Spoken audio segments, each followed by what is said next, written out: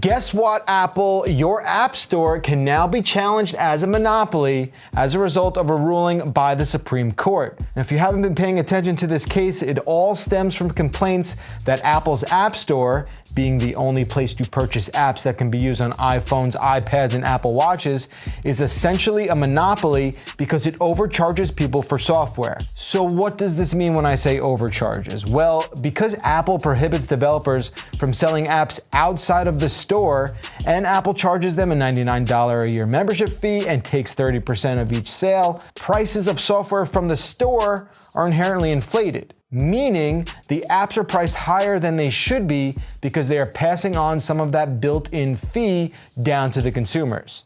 This case first showed up back in 2011 in Apple versus Pepper, where plaintiffs argued that Apple's closed system practices led to apps costing more than they rightfully should.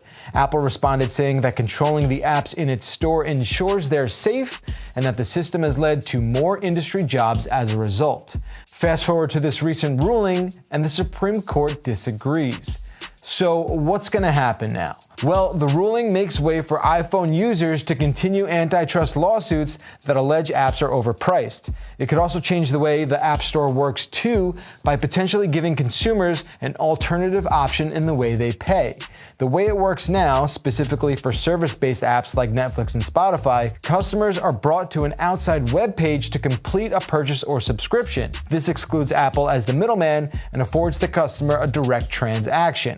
It also lets those companies avoid paying that 30% fee I talked about earlier. It's unclear whether or not something like this would jeopardize Apple's hard stance on security, but it might comply with the Supreme Court ruling at the same time. Now, this is a tough one to unpack because obviously we all want the App Store to be a safe and secure marketplace, but at the same time, we don't want to feel like we're overpaying for something. In the end, Apple might have to thread the needle and come up with a way that makes customers and developers both happy, all while juggling operating costs and maintaining positive public perception.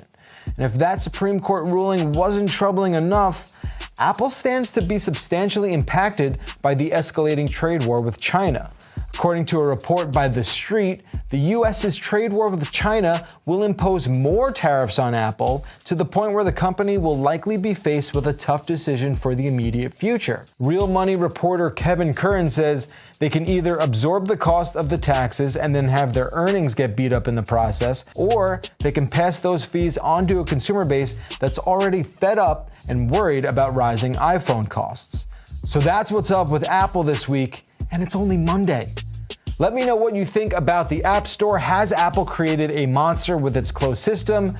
And do you think you're overpaying for apps? I'm asking you honestly because I have an Android. None of this affects me.